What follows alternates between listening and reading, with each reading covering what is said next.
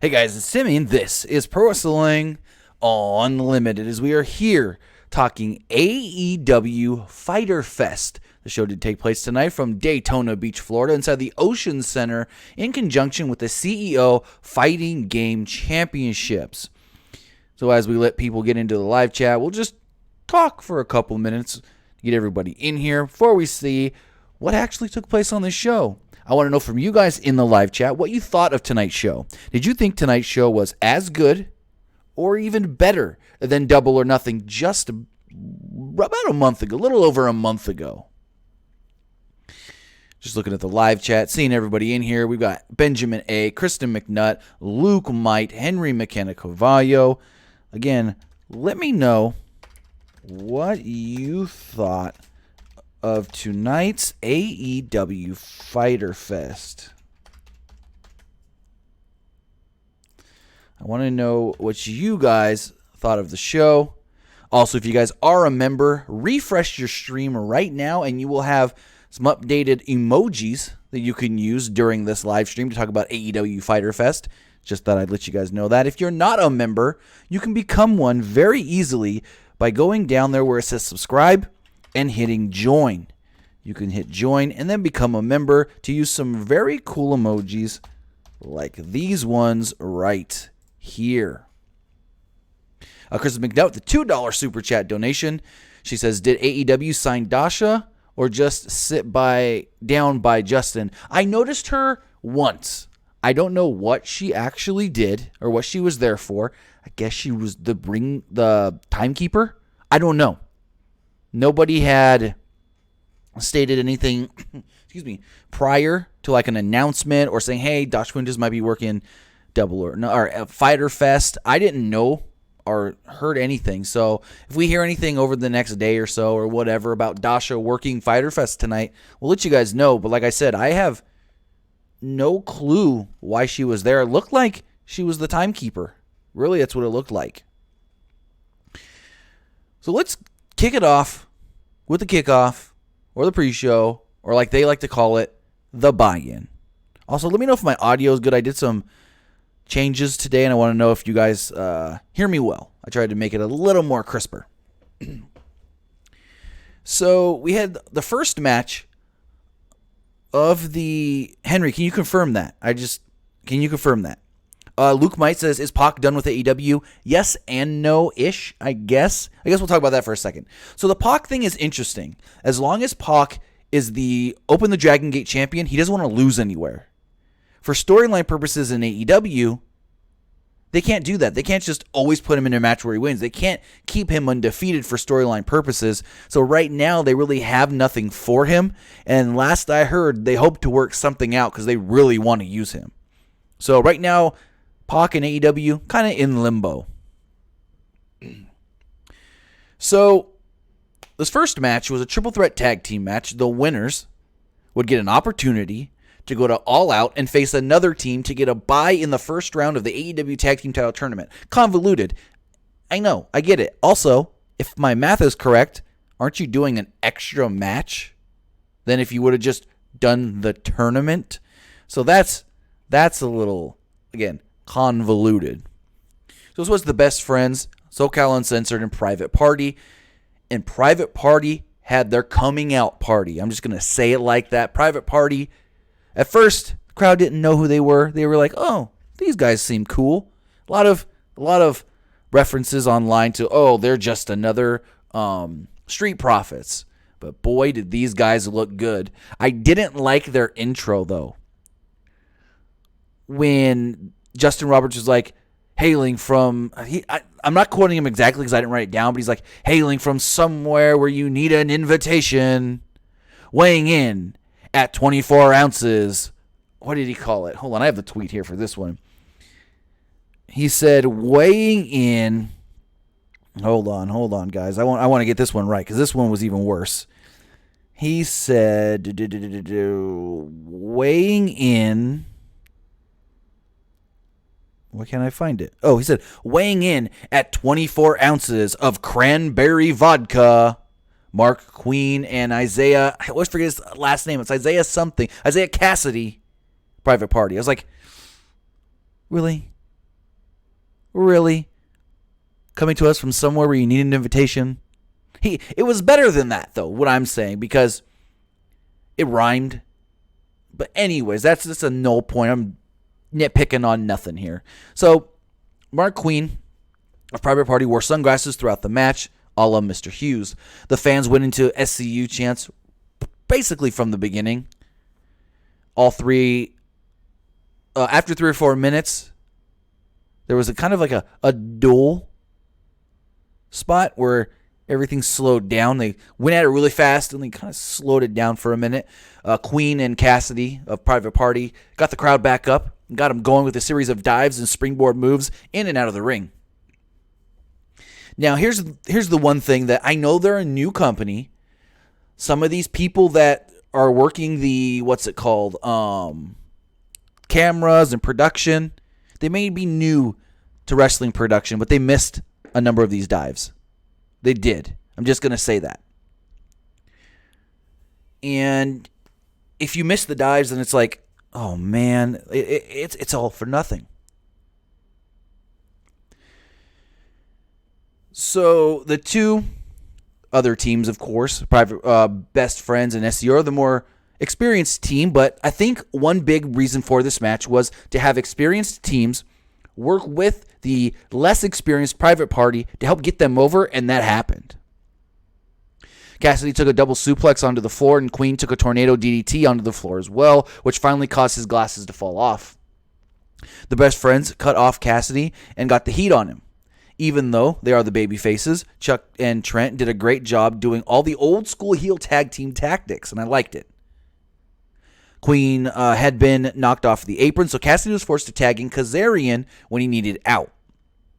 The match broke down into a wild 6-way for a little while here. Quen hit the most beautiful, this was a spot-on perfect, almost better if not a little better than I've seen Ricochet do as of late, shooting star press.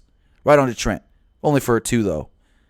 Kazarian hit a Scorpio Sky assisted on Prettier for a 2.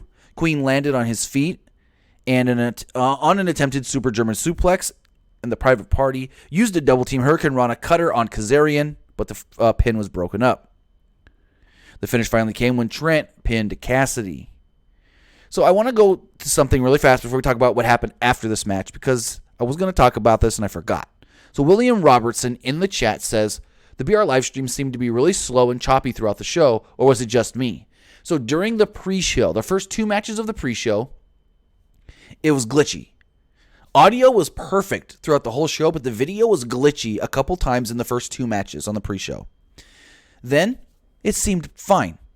We get to the Cody match, and the audio's still fine, but the video starts freezing. More towards the end of the Cody match. More like the last 5 minutes of that match. Freezing and freezing. Then the match is over and it seems fine. Shawn Spears comes out. Cody gets hit with we'll talk about this later, but Cody gets hit with the chair and then it freezes again. So they're telling us that all these people are in the ring trying to help Cody, and I can't see it because my stream's frozen, but my audio's still going. Then all of a sudden it comes back and Cody's being helped up the ramp.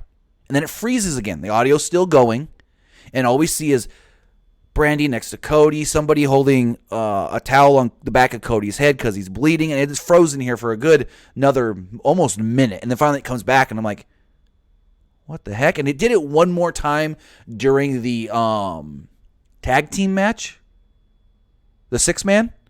But other than that, it seemed fine. So I know other people said that they had some issues with the BR stream as well. I did notice, because I did watch it 2 different ways, I did notice that the stream was smoother when I watched it on my computer than when I was watching it on my phone.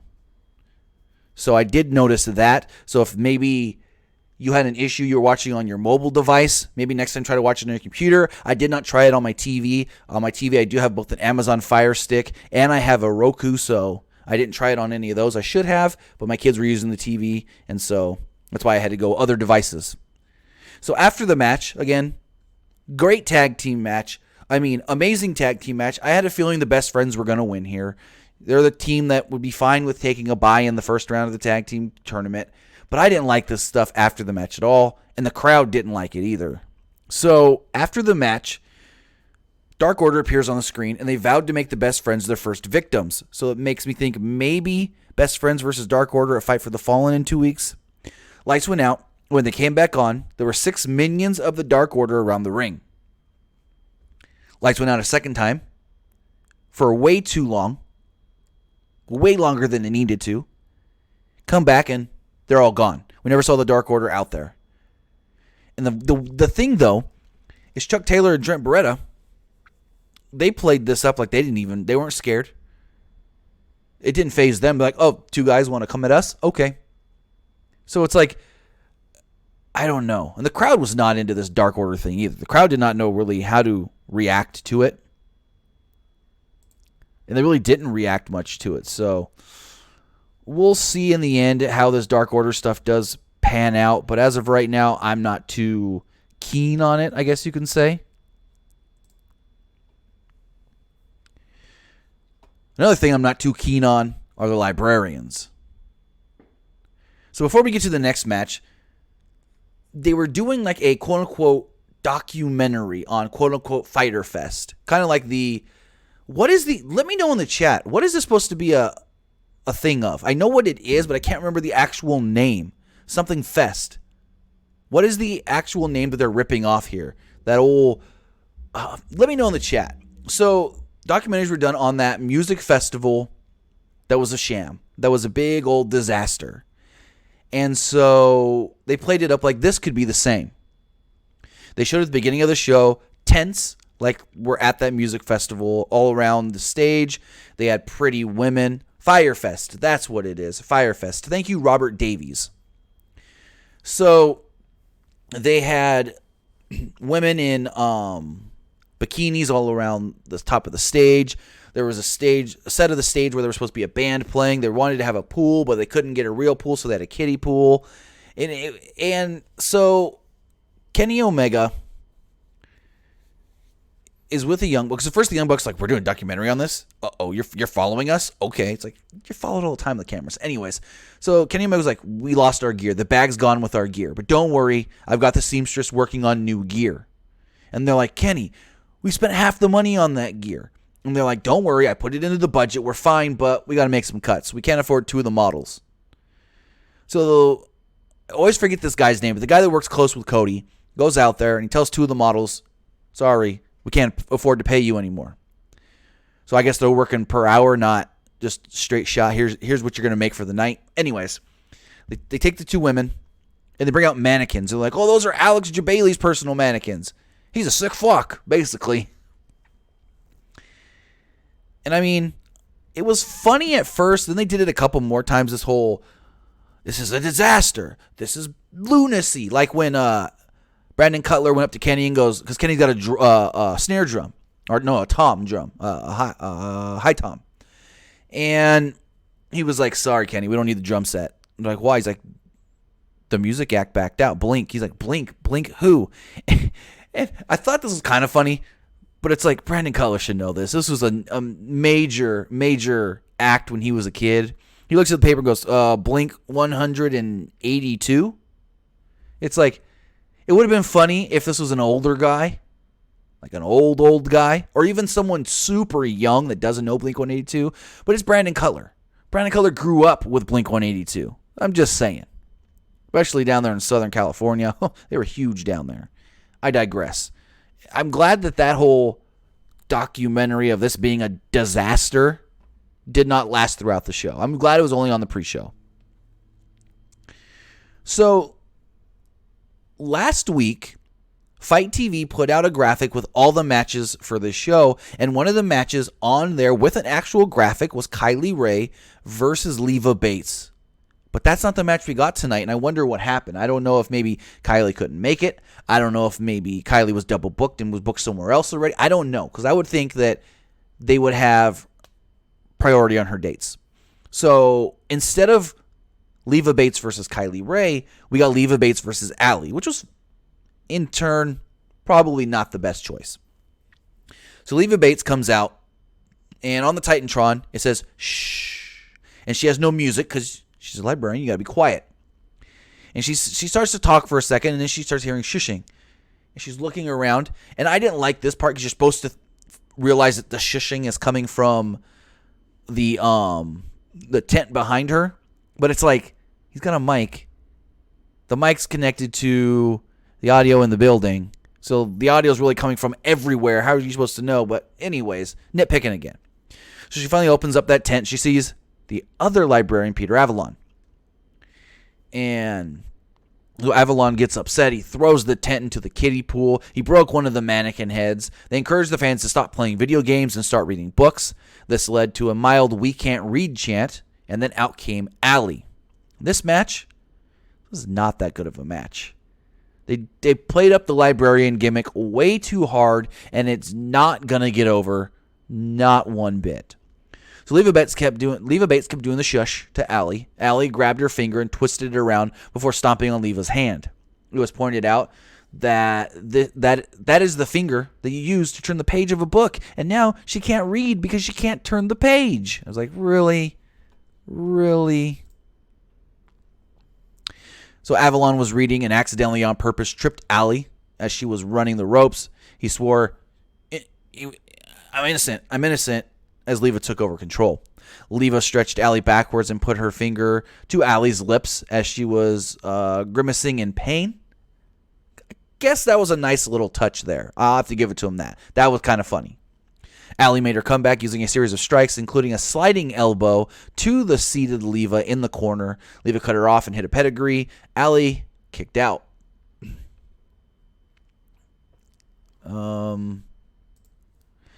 Avalon tried to get involved at the finish, but he accidentally, on purpose, threw a book at Allie, who tossed it back to Leva and laid her out with a best super kick ever for the pin. The match was rough at points, but it wasn't overly horrible, I guess you can say. I mean, it could have been worse. It really could have, in all actuality. So then we got the thing that I talked about earlier, where they did the whole Blink 182 little gimmick. Then we had a tag team, or a hardcore match. Final match of the pre-show. You really should have reordered this pre-show. You really should have had Best Friends, Private Party, and SCU as the main thing on the pre-show. We really should have. And so you get this hardcore match. I don't know why I keep saying tag team match. And so last year when they did this show with New Japan, it was supposed to be Michael Nakazawa and Alex Jebailey, and the match never happened because Alex Jebailey got hurt. Well, I mean, it kind of happened. And so they start this off as they're all talking, and Michael Nakazawa gets on the mic, and he's doing his best at English, and he calls him Mr. Cripple and says the CEO and video games suck. He then says, last year you couldn't wrestle because you hurt your right knee or your right leg or something like that. He's like, it was my left. And the announcers go, you shouldn't have told them your weakness. And he kicks him in the leg. The match goes on. Again, not a good match. There was some stuff in here that I was like, Nakazawa, why did you do that? So Nakazawa bumped really well for Jebailey, maybe too well at some points. Like, he took a German from a guy that's never had a match. Why would you do that? Especially after the match. He was holding the back of his neck where all the pressure of a German suplex would go. Hopefully Michael Nakazawa is fine. But Nakazawa, Alex Jebailey's strikes looked awful. At one point, Alex Jebailey had him with a hook from behind, and Michael Nakazawa baby oiled himself to wiggle out. Both the referee and Jebailey slipped as Nakazawa sprayed some of his baby oil on the mat. Jebailey used a clipboard on Nakazawa. And then I got a couple more little buffering issues here. It began working again, and then they were near the entrance here. So I don't know what exactly happened from the time he grabbed the clipboard to when they got up to the top of the ramp. Jebailey was then trying to drown Nakazawa in the kiddie pool that was in front of the drum set. Nakazawa fought back with a flamingo. Jebailey slammed Nakazawa into the pool. Before they went back down to the ring. Jebailey pulled out all kinds of foreign objects, but it came back to bite him in the butt as Nakazawa chopped him with a cord from a Nintendo GameCube controller, kicking it old school. So going forward, Nakazawa speared Jabali through the ropes and through a table on the floor. Nakazawa somehow removed his thong and went to shove it down Jabali's throat, but Alex is rich and smart and he ducked. Next up, they pulled out something that was described as buttons and said those are not Legos. Nakazawa got backdropped onto them. Nakazawa still had his thong in his hand and somehow whipped it into the referee's face. Jabali used a La Mastral cradle, but Nakazawa shoved his thong in Jabali's face, reversed the roll, got the victory. Michael Nakazawa did end up defeating Alex Jabali. All I have to say is this match really didn't need to happen. I get it. It was just for comedy and fun, but meh. Luke Mice says, what kind of games does that company make? You mean CEO? CEO doesn't make games. They're just a fighting gaming tournament. So, yeah. Jabali just runs the tournament every year.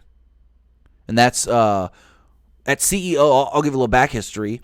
So, Kenny Omega and Xavier Woods never wrestled each other before Xavier went to WWE. They didn't even know each other until they started seeing each other online with different video game stuff. They grew like a friendship online. Then they met up at the CEO tournament back in like 2016, had some Street Fighter matches, and became really good friends off of CEO. And then they did this stuff at E3 last year. They've done multiple things at CEO, but now the CEO is working with, last year they worked with New Japan. This year they're working with AEW. I don't think WWE is going to allow Xavier to go to the CEO anymore and do anything there for Up, Down, Down like he has in the past. Unfortunate. It's unfortunate because they're working with other wrestling promotions, not just a other wrestling. Like, it was fine when just Kenny Omega was there and they were both seen on screen together. WWE was fine with that as long as Kenny wasn't in any WWE content. But now that they're working with other promotions, I don't see WWE allowing Woods to be able to go there. Adam Sisk says, how many sponsors will they use? What do you mean, like for their events? I don't know. So at the very end of the pre-show, they announced we got one other member to join our commentary team. And it was good old JR. And JR was not that good tonight. I'm just going to say it. Now, Golden Boy was great. Excalibur, great.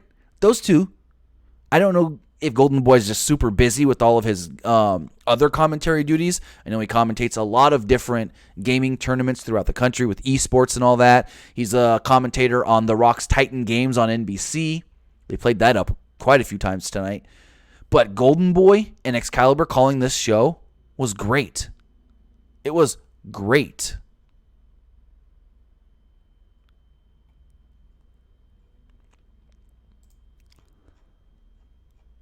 Looking here, we got a super chat from Kristen McNutt. She says Tim Cody's assistant was Michael Sulari, and the one to move the mannequins, and you see him. Yeah, I knew his name was Michael something. I had a feeling it was Michael something, but I wasn't 100% sure. Thank you, Kristen. So, yeah, I think Golden Boy and Excalibur were great together. Wasn't really a fan of, what's his name that did Double or Nothing? Fucking Alex Marvez. I know it's going to take him time to get used to the wrestling stuff, but Golden Boy was great. Again, I don't know his work schedule, so I don't know if he's available to do all the AEW stuff. I don't know if he's available on a weekly basis to come every Wednesday, to come at all the pay-per-views. I don't know. But I'd like to know because I'd like to see him in Excalibur. No need for Jim Ross. They carried Jim Ross tonight, to be honest. There was way too much of Jim not knowing who some of the people are and then going, oh, and that's Riho. Excalibur, tell us about Riho. So, I don't know. Z-Train says, hey, what's after All Out? No announcements. Cody has some WCW trademarks. We don't know what's after All Out other than TV. So All Out is taking place. Well, it's actually. So all that takes place August 31st. We don't know if there's going to be another show in September or not. And then October's, presumably, if they start the first week of October, let me pull up my calendar here really fast. The first show might be on October 4th. No. October 2nd, maybe the first show. October 4th is SmackDown on Fox. Anyways, so we don't know if they're going to run a show in September or if they're just going to be all out trying to get ready, no pun intended, trying to get ready for TV over that next month. I'm not burying Fyter Fest catching fire. I don't think I am, at least. I didn't like the pre-show, but I liked everything else. The pre-show was a little too gimmicky for me. I'm just going to say that. So going forward, we had Chima versus Christopher Daniels, and I loved this match. I thought this was a great match. You had two guys that have got long storied history with each other, good and bad. You got two veterans of the sport. And Excalibur implied that Christopher Daniels, a.k.a. Curry Man, are the same person, which is obviously not true.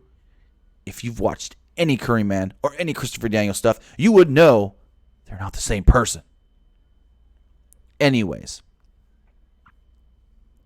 Chima twisted Daniels' arm early and got him in like a pretzel hold, but Daniels was able to get his toe on the ropes for a break. Daniels used a crossface later on, which Chima just barely got to the ropes during. Chima sold his lower back for most of the match and kicked out of Angel's wings early on, and I kind of didn't like that. I didn't like this early on, having a guy do his finish and someone just kick right out.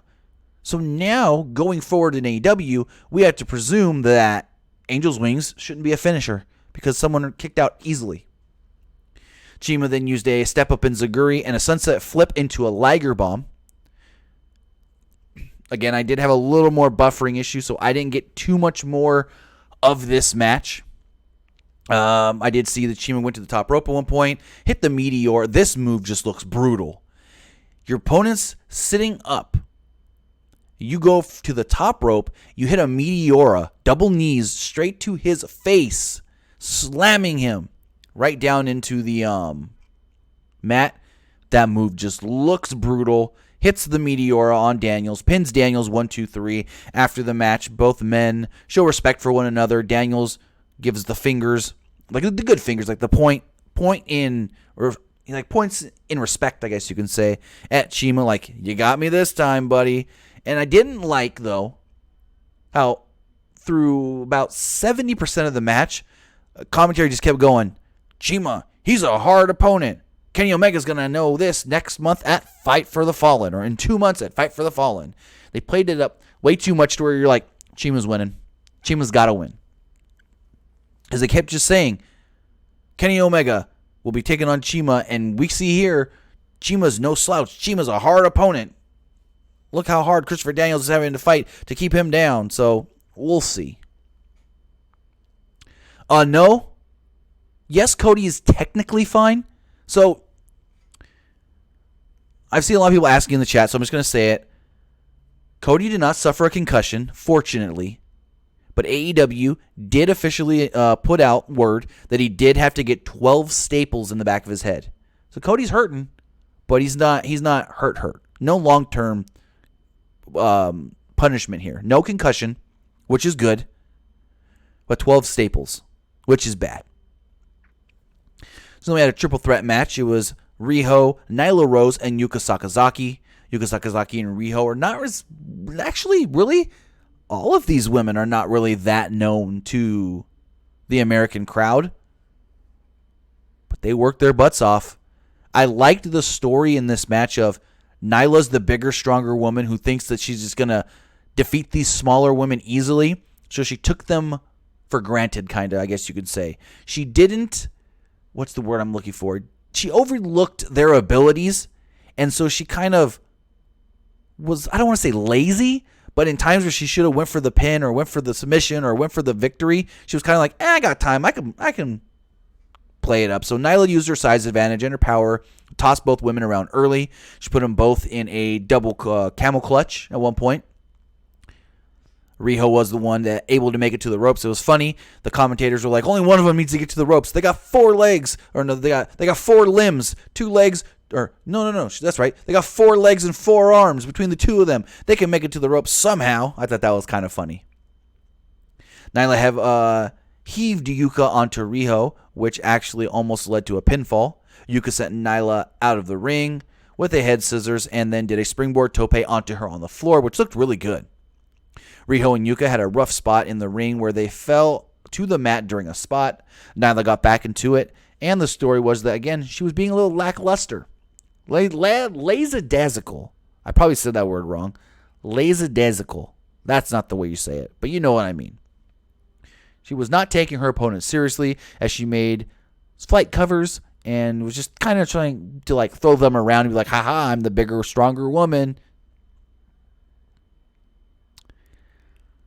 So going forward, Nyla leaped to the top rope and came off with a diving knee to Riho, which led to the first holy shit chant of the night, which I'm surprised we didn't get one of those when I think it was Queen did the shooting star in the first match of the night, because that was a baby perfect shooting star. So she didn't make the cover, though. She went back to the top rope where she was cut off by Yuka. She went for a swanton bomb, but Riho rolled out of the way.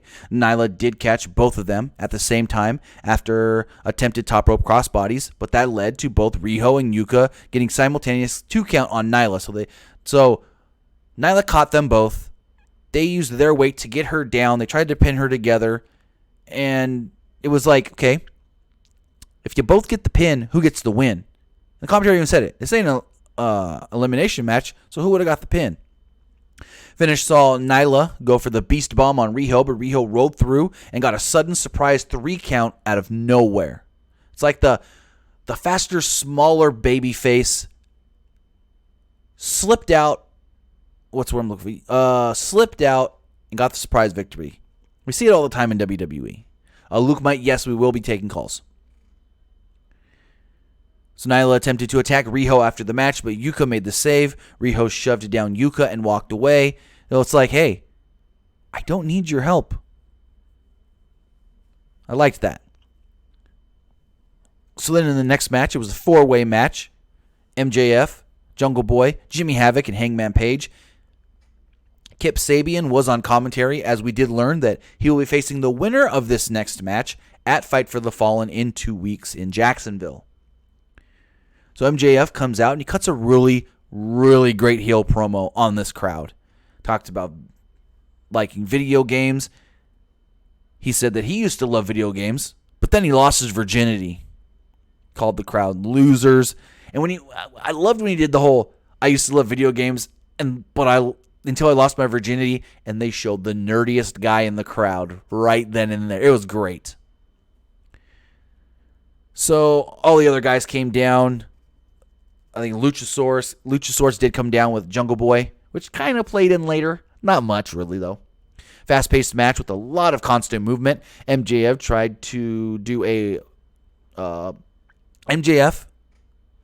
take a walk and avoid fighting, so Page flew over the top rope and took him out. Jungle Boy went for a cannonball moonsault, which I've never seen before, and boy, did this move look freaking great. A cannonball moonsault. If you didn't see it, go find it on Twitter. It was just pure gold. His foot did catch the top rope, though, so it wasn't as great as it could have been, but still looked really good. Somehow recovered pretty smoothly. Page and Havoc used a stacked-up superplex to Jungle Boy at one point, but on the way down, Jungle Boy kicked MJF in the head.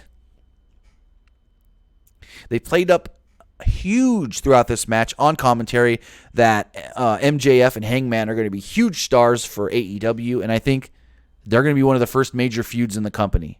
Whether MJF screws Hangman out of winning that title at All Out and Jericho gets the title and then Hangman wants his revenge, or if something else happens, maybe MJF screws Hangman at Fight for the Fallen. I don't know, but I just see something huge happening to where Hangman's just going to want to go ballistically crazy. Like just crazier than we've ever seen from him to take out MJF. And it's going to solidify them as probably the 2 top guys in the company other than like Omega, the Bucks, Kenny, and Jericho. So Page and MJF squared off mid-ring, and MJF got the better of it with chops. He blocked Page's chop. MJF went for a sharpshooter, not the best-looking sharpshooter, and Page blocked it and put on one of his own, which did look better. Luchasaurus stopped Jungle Boy from taking a bump on the floor, so Havoc gave him a Death Valley driver onto Luchasaurus instead. I like that. Havoc tried multiple times to hit an acid rainmaker, but couldn't connect. Page then hit the buckshot lariat and pinned Havoc after a dead eye for the victory. Again, Page had to win.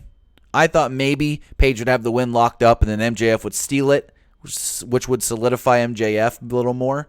But I guess this was all right. MJF still looked really good. Jungle Boy looked really good. And unfortunately, I kept losing track of Jimmy Havoc. He kept disappearing for me in this match. So then we had a match that I particularly couldn't really get into. It was Cody versus Darby Allin. So Allin dragged out a body bag during his entrance that said Cody 1-1 on it, stating that Cody got 1 victory at Double or Nothing, but he's going to get a loss tonight. So this match, I'm just going to say it. You all know what happened. It went to a 20-minute time limit draw. And about halfway through, they kept bringing up the damn time limit. So I knew this was either going right to the end, like last minute, or it was going to the draw. I knew it because the way they were playing it about halfway through about, oh, Justin Roberts just told us 10 minutes. And they kept since then. You know, this match is going pretty long. There's only 20-minute time limits here in this match for AEW. Like, they played it up way too much to the fact of I was like 90% sure. I'm like, this is going to the finish. But then like to a time limit thing. But then the other 10, I was like, this might go to like the last 10 seconds. Last minute. So again, I really wasn't able to get into this match that much. But Allin looked as good as he could have. They really told us about his backstory. How he wanted to be a skateboarder at one point. Then he became a professional wrestler. And he's somebody that doesn't look like anybody else around. And he always thought that he was different than everybody else. So the story was okay. They talked about how he can take a lot of punishment. So Allin took a tremendous looking bump. I mean, tremendous looking, but stupid as all hell. So Kofi Kingston does the trust fall. So I guess he was trying to do a trust fall kind of deal because he comes off the second rope and Cody was laying on the apron. So I guess he was going to like senton on top of Cody, and Cody moves and he just crashes literally middle of his back, spine first, right on the edge of the ring. The announcers had to tell us that's the hardest part of the ring. And I was like, that's the dumbest spot I've ever seen. Like, that's one of the dumbest bumps I've ever seen. That could have really injured Darby Allin. Going spine first, right there on the edge of the ring. That was not smart. So he crashed and burned. He basically bounced and fell to the floor. Cody used a shock treatment backbreaker in the ring. Looked like he broke Darby Allin in half. Darby's best moves early was when he threw Cody's hand, into the ring post. The rest of the match saw Cody fight through the pain every time he tried to use a hold. Basically stated that the hand of Cody is hurt. Darby Allin really messed up that hand. So Darby made a comeback starting by blocking a vertical suplex by attacking the injured hand. Darby hammer-fisted Cody's head and used a wrist lock while continuing to torture the hand. Darby Allin torpedoed out of the ring with a dive, but got tripped up on the steps. Back in the ring, Darby hit a code red for a near fall. Cody used a reverse superplex, which hurt his hand almost as much as it hurt Darby Allin. Allin went for we already talked about that, the coffin drop spot. I did not like that. So with 2 minutes to go in the match, they're really heavily playing up. This could go to the time limit draw. Cody zipped Darby Allin up in the body bag and hit a beautiful disaster kick, only for a 2. The last minute of the match saw Cody take off his belt and whip Darby Allin with it. And my thought was, when did this turn into no disqualification? And the referee was even like, well, it looks like, or no, the announcers, I forget who the ref was. think it was Aubrey Sellers. They were like, oh, I think it was Aubrey. So they're like, oh, referee Aubrey Sellers, she's giving a little leeway to these guys in this match, not just going straight for the disqualification of Cody. And I'm like, why not? She really should have called the DQ on Cody for using the damn weight belt. So he takes up the belt and he's whipping Darby Allin with it. Darby then hit him over the top stunner, and Cody hit a crossroads as the crowd's counting down 5, 4, 3, 2, 1, and the match ends. You're Justin Roberts. This match has ended at a time limit draw. So then, Brandi and Cody are like, 5 more minutes, and you're thinking, Cody, just tell him to restart the match. You're an EVP. You've got say. And before that can happen, though, Shawn Spears runs down with the steel chair and hits Cody over the frickin' head with his chair. Cody takes an unprotected chair shot. Jim Ross on commentary goes, Cody was unexpecting that, or was not expecting that shot. Cody didn't even get his hands up to block it. I'm like, Jim, don't say that. He's like, when you get your hands up for a chair shot, it takes a lot of the punishment and the pain from it. And then one of the announcers goes, yeah, we don't want to see anybody get CTE or something like that. I'm like, what? So Shawn Spears just bashes him with the chair. And Brandi starts yelling at him. Like yelling at him hard, and he leaves through the crowd. And I guess the referee thought he was going to go after Brandi because she got between Brandi and Spears at one point too. So Brandi finally gets in the ring. Shawn Spears disappears, and we see Cody, and he's busted open back of his head from that chair shot. SCU runs down. MJF runs down. I did see people online saying MJF shouldn't have ran down because he's the heel. But if you watch Being the Elite, the storyline is, quote unquote, Cody is MJF's best friend and mentor. So I get why MJF came down. MJF was wearing his Nightmare Family windbreaker or tracksuit jacket, whatever you want to call it. And then on the replay, Cody had just turned his head a little bit, you can see, and that's when the chair cracked him in the back of the head, busting him open, all kinds of bloody. And I don't know why he would take an unprotected chair shot. It's not like Shawn Spears came down and did this without Cody knowing. No. So AEW did state that they did send out a tweet stating that Cody is okay. He did not suffer a concussion. Yeah, Jamal Lee. Dustin should have came down, but I don't know if Dustin was there. That Cody did not suffer a concussion, but he needed, 12 staples in the back of his head. And if it didn't look that bad on television, like the blood and everything, and then I think it was Xavier or Excalibur tries to go, man, Cody's really busted open. You could see the flap of skin just dangling. And I'm like, ooh, don't say that. So let me go from that match to a fun match. Kenny Omega and the Young Bucks taking Laredo Kid and the Lucha Bros, and they tried their hardest to have a 5-star match. So they kept stating that this is the official end of the show. And I'm like, you've got one more match. And earlier in the night, Jim Ross kept referring to the non-sanctioned match as a lights out match, which we finally learned what that meant. It was dumb.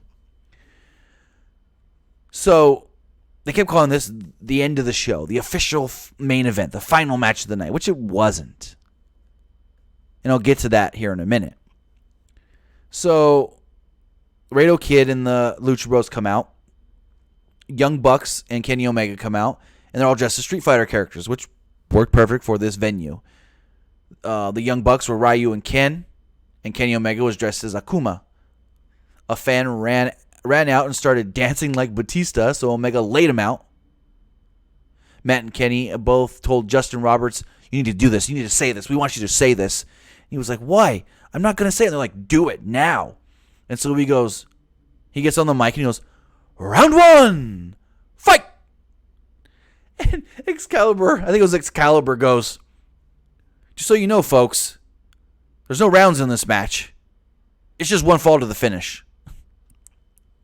So I thought it would have been cool if they had health bars on the screen too, because they would have just really played into this, like even for 30 seconds. And talking about 30 seconds, it took 30 seconds for this to go from a normal 6-man to a all-out wild-ass brawl.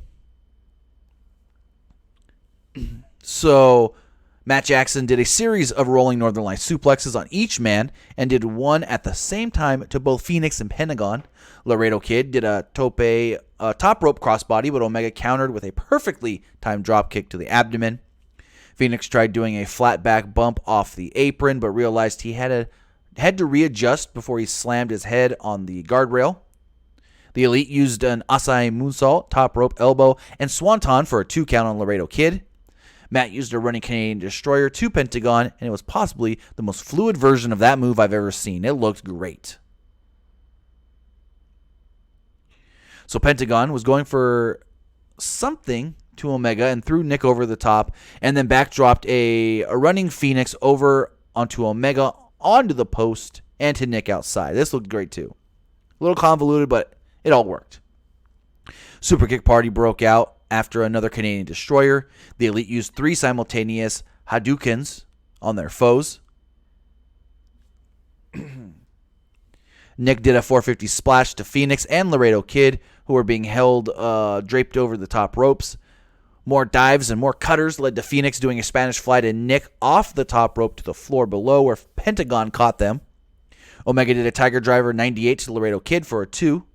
Omega with multiple V-triggers, and then finally pinned Laredo Kid with the one-winged angel. Again, this match was good.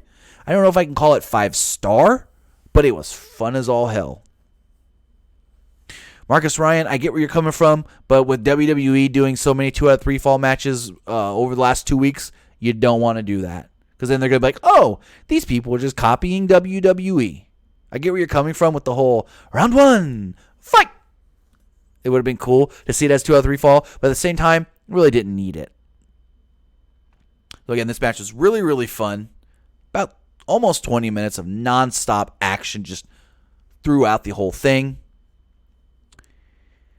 And then Justin Roberts gets in the ring. And the announcers keep going, well, folks, that was the official finish of our show tonight. But we've got one more match. So Justin Roberts gets in the ring. And he literally goes, that last match was the official finish of our show here for All Elite Wrestling.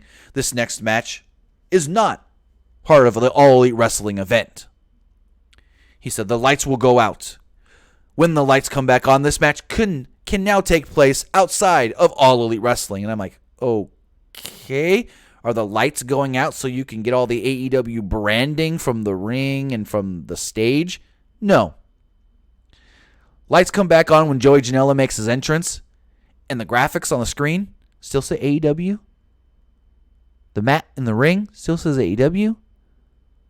Some of the stuff around the ring still says AEW. They had the AEW announce team. It was weird why they did. I did not understand this at all, why they had to say this is a non-sanctioned match. So we have to tell you that this is not part of the All Elite Wrestling show. That last match was actually your real main event, or your official main event. I didn't know. Then the match was just crazy as all hell. Not as crazy. I expected worse, to be honest. Not saying I didn't like the match. I thought it was fun. But I expected way worse. So, I was shocked. They didn't even acknowledge. Now, I knew he wouldn't come out with the IWGP United States Heavyweight Championship, but I was surprised on commentary they didn't even acknowledge it once, which is a little telling. Very telling, actually. They didn't even pretend that this was a wrestling match. Immediately, it became a hardcore weapons match. Janela used somebody's prosthetic leg as a weapon early on, but then took a body slam on a chair. Janela sat Moxley on a chair, went for a swanton bomb. Moxley moved, and he basically broke the chair in half. Moxley pulled out a barbed wire chair, stomped it down on Janela, He took a bow when the fans called him a bow when the fans called him a sick fuck. Janela then blocked a DVD and Moxley blocked a suplex, both out of the ring. And at this point, Moxley did what essentially would be a Russian leg sweep off the apron through a table. Moxley picked up Janela and ran across the ring with a spear through the table, which was reminiscent of a Rhino in ECW, kinda. Next up, barbed wire boards. Moxley took the brunt of this. Just goddamn. Janela did a running Death Valley driver and sent Moxley straight through the board. Moxley was stuck in the barbed wire here for a minute. After that, we got a ladder set up in the ring. There was 2 tables set up on the outside, and Moxley was laying on them. Joey Janela then dove off of this 20-foot ladder from inside the ring. So the ring's like 3 feet high already. 3 feet high. Then he's on this 20-foot ladder about 75, 3/4 of the way up. And he dives down right on top of Moxley.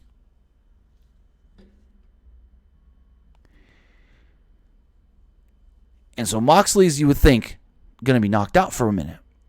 No. Got up rather quickly. And so he got up rather quickly. They both started fighting back into the ring. Joey Janela gave a Death Valley driver over the top rope and essentially a butt first into a board. Moxley then brought out thumbtacks. So he laid the thumbtacks down. And at this point, Joey Janela had been kind of, they made it seem like he was knocked loopy a little bit. So he's kind of out of it. And Moxley goes and takes off his boot. And as Moxley's taking off his boot, Joey Janela's kind of coming too. And so he takes off the one boot, and we know it's coming. But when he goes to take off the second boot, Janela's fully aware of what's happening and doesn't even try to stop Moxley. He's just laying there like, oh my God, what's going to happen? And so Moxley's got the thumbtacks out on the mat, and he slams him right down feet first. Well, first, he tries to slam him down. He kind of suplexes him onto it-ish, and Janela reverses, but he gets like one tack in his foot. And they're like, even in countering that move, he still had to step on the tacks. And so they're fighting for a second, and then Joey Janela takes that weird suplex that Moxley does where he gets you up for a suplex and then he just like throws you right out of his hands. Just throws you and you land back side first. And Janela lands shoulder, arm, right down into the tacks. And the only way he can get up is to put his hands and his exposed feet into the tacks. So they play that up on commentary. And Moxley grabs another bag of tacks, lays those out. He then hits the Impaler DDT, which is weird, because I can't remember exactly what they called it tonight, but they did not call it the Death Rider, which is what they call it in New Japan. So he's got a name for the same finisher in New Japan, the Death Rider, but it's a different name. I can't remember exactly what they called it, but it was a different name that they called it tonight. So he gives Janela the DDT onto the tacks, and he pins him. He goes to stand up, and he's hurting because he's got tacks all through his back, too, from taking that DDT, or giving the DDT. So these guys, especially Joey Janela, from those tacks, like Janela's foot was just dripping with blood, and they're trying to like pull the tacks off of themselves, and they're hurting, and this was brutal. There was one spot where Joey Janela's leg was caught in the barbed wire, and he literally had to like grab the barbed wire itself with his hand and like pull it to get it on. That's what it is. T-Ray. Paradigm shift. Thank you. It's weird that in AEW, his finisher is the Paradigm Shift. But in New Japan, it's called the Death Rider. It's the exact same move of the same guy. I don't know if they just can't call it the same thing. I don't know. So the match is over. Jon Moxley's getting out of the ring. He's hurting. He can barely move. And my first thought was, well, the commentary's not wrapping this up. Where's Kenny Omega? And out comes Kenny Omega. Luke, Mike, there was no fake blood tonight. No fake blood with Kenny, and no fake blood with Moxley or Janela. I'm just going to tell you that. No fake blood whatsoever. Kenny Kenny Omega in the chat says they did call it a Death Rider during the replay. I didn't hear that. I did hear the commentators at least 3 times say paradigm shift. Once when Omega did it, and twice when Moxley did it. So Omega comes down, and he's beating down Moxley. He gives him a pile driver through an already broken table. Then he lays another broken table on top of Moxley, jumps in the ring, springboards off the top rope, double foot stomp onto Moxley. I'm pretty sure he double foot stomped Moxley's head. Excuse me. He just starts beating the crap out of Moxley. They're fighting up towards the ramp. They spill out to the side of the ramp where the drum set was. He starts playing drums on Moxley with the drumsticks. He then takes an electric guitar and smashes it over the back of Moxley.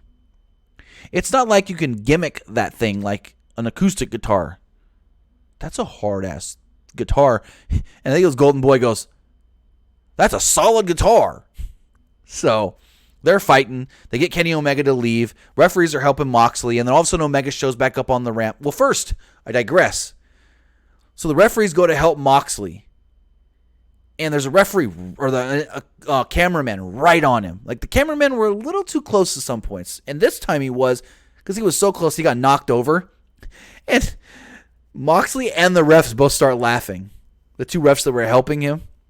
They both start laughing. And commentary played it up perfectly. They're like, this man went through hell. This man was just beat down by Kenny Omega. And he's laughing? I like the commentary playing that up. I think that was Excalibur. So they bring Moxley onto the ramp, and all of a sudden Omega's back with the trash can. Just smashing the trash can all over Moxley. Hits Moxley with his own DDT through the actual... hits Moxley with DDT through the trash can. And Kenny Omega is the last thing we see as the show goes off the air. So the show's up.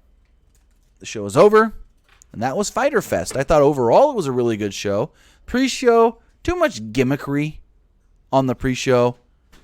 But in turn, I thought, great show. I liked Double or Nothing a little better. I've seen a lot of people go both ways saying, oh, I liked Fyter Fest better. Oh, I like Double or Nothing better. Just for me, maybe because I was there live, I liked Double or Nothing better. Not really sure. But now I want to hear from you guys.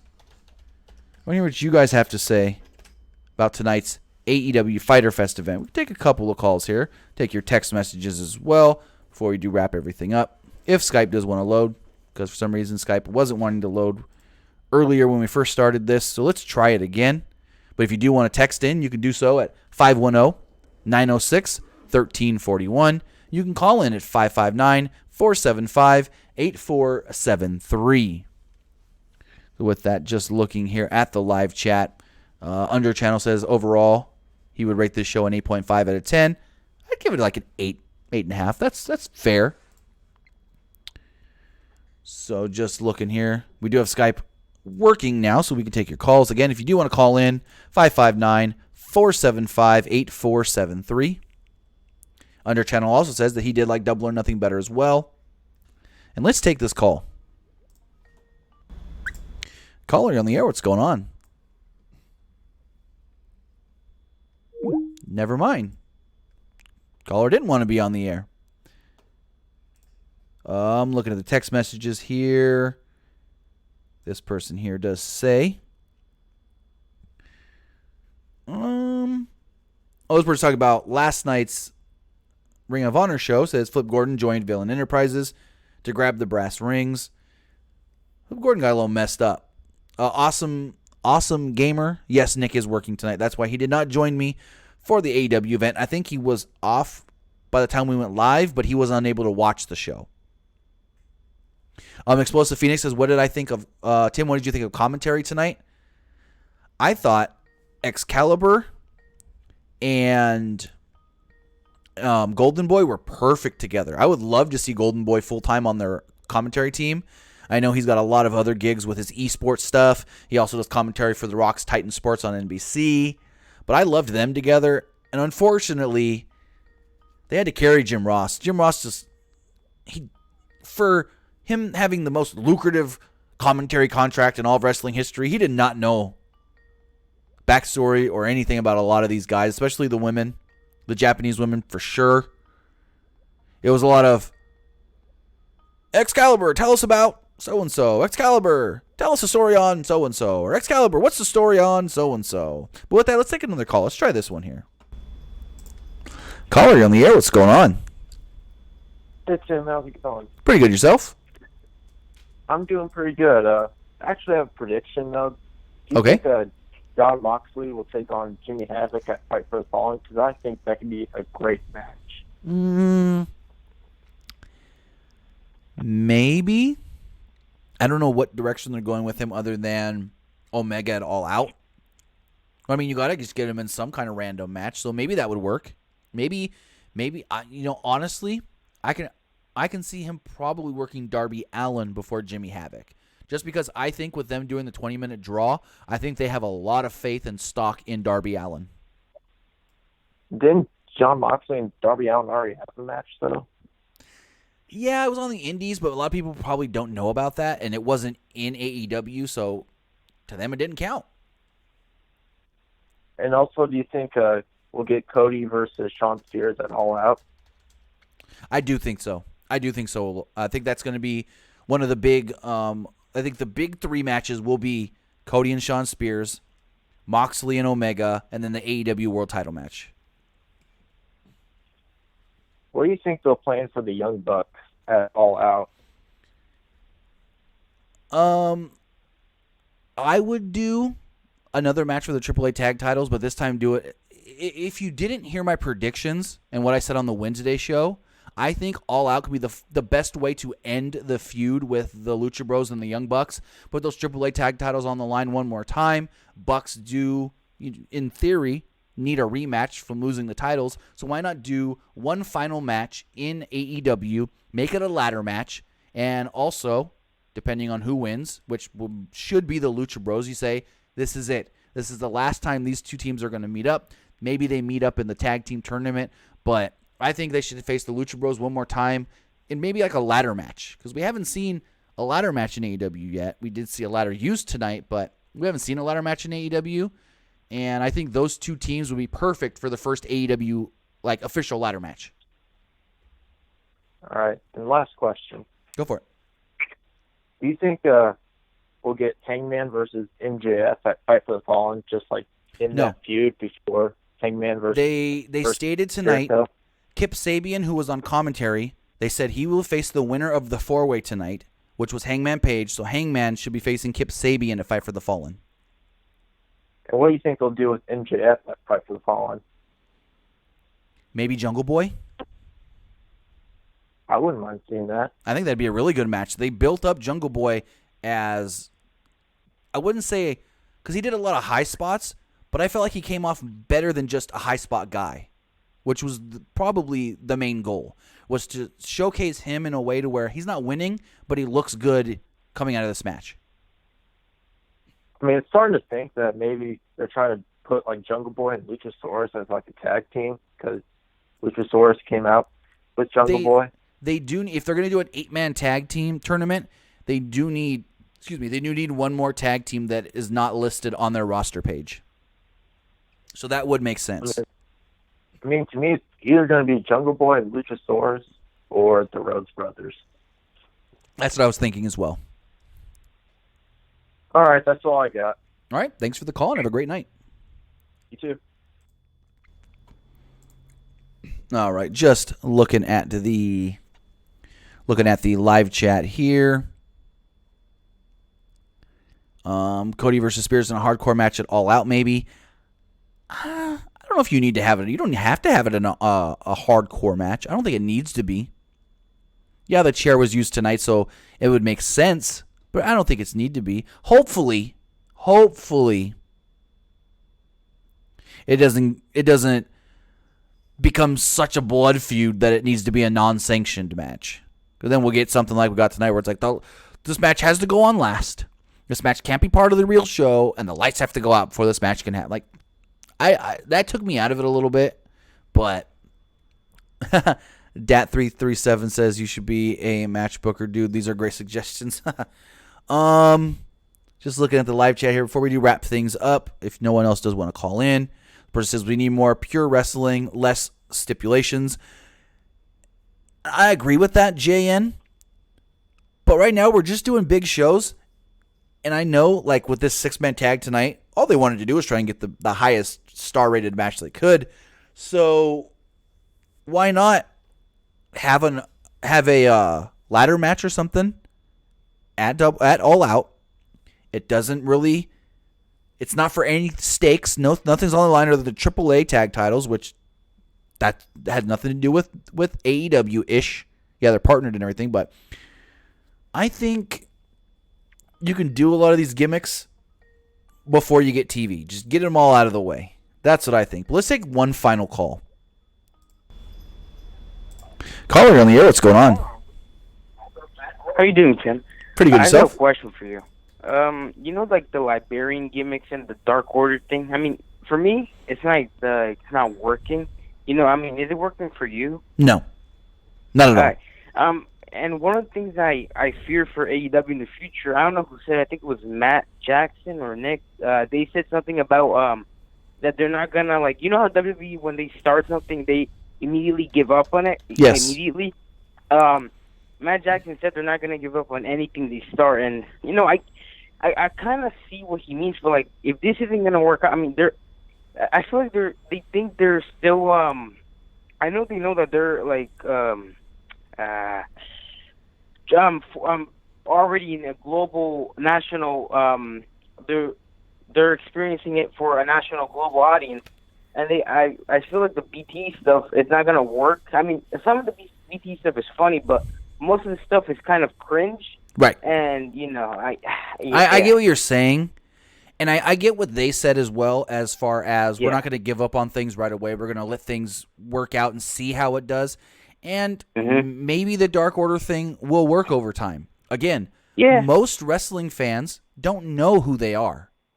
Yeah, the gimmick's a little hokey with their minions, but maybe once they actually start wrestling and once they actually start implementing them more, we'll know what this is actually supposed to be, and maybe it can be something good. Maybe it can be better than what we've seen so far. We got to give it a little time. The Librarian thing, that's just a hokey BTE spot that I hope doesn't last too long, but I think with who's doing those gimmicks, I think it's going to go on pretty long, unfortunately. Oh, yeah, and one more thing. Sorry to cut you off. I think Peter Avalon and Leva Bates have great chemistry together. Yes. I feel like they have great chemistry together. And that's why I think this could last a while, because they are good together. Yeah. All right, well, thanks for taking my call, Tim. Have a great night. Thanks for the call. Have a great night. Yeah. Under Channel says Dark Order is a very early Wyatt family. No, not really. I wouldn't go that route. But here, before we wrap up, looking at a couple more text messages. First says Laredo Kid signed to All Elite Wrestling. Not as of this week, but he is signed with AAA. And AAA has a partnership with AEW, so they let people wrestle for AEW whenever they need them. It's kind of like a talent trade thing. Awesome Gamer says, are you going to watch the promotion that is partnered with WWE on the network? So you're asking about the Evolve show. I won't be watching the Evolve show live because I will be watching Fight for the Fallen live and then doing a review like we have here for Fight for the Fallen. T-Ray says, who do you see signing with them before TV or at the first broadcast? Honestly, they can sign anybody from the indies. Well, not anybody, but a lot of different people from the indies. There are a lot of names still out there that they can get, but I think their roster's getting close to where it's like you sign too many more guys, and then you're going to have guys that can't get used because you have too many. So that's one thing they have to watch out for, is signing too many people that end up not being used, especially once you get weekly television, because we don't know what their motto is going to be on how often someone is used on TV. Do they want all the top stars every single week, like Monday Night Raw and SmackDown, or do they want more of an NXT approach where sometimes you don't even see the champion every week? Sometimes the champion's on 2 weeks in a row, and then he's off for a week or two. Sometimes the champion's off for 3 weeks, and then he's on 1, and then off another 2. So it's gonna be interesting to see once they start TV, as far as how often they use guys and how in-depth their storylines do get. So we'll have to wait and see about that. But with that, that's going to do it for this PW Unlimited live stream, this podcast, talking everything that did take place tonight at Fighter Fest. I want to say thank you to everybody who joined me here tonight, everybody who listened or watched later right here on YouTube, or listened on podcast services all around the world like SoundCloud, Stitcher, iHeartRadio, iTunes, and Google Play Music. Have a good night, guys. We'll see you live again Monday after Raw.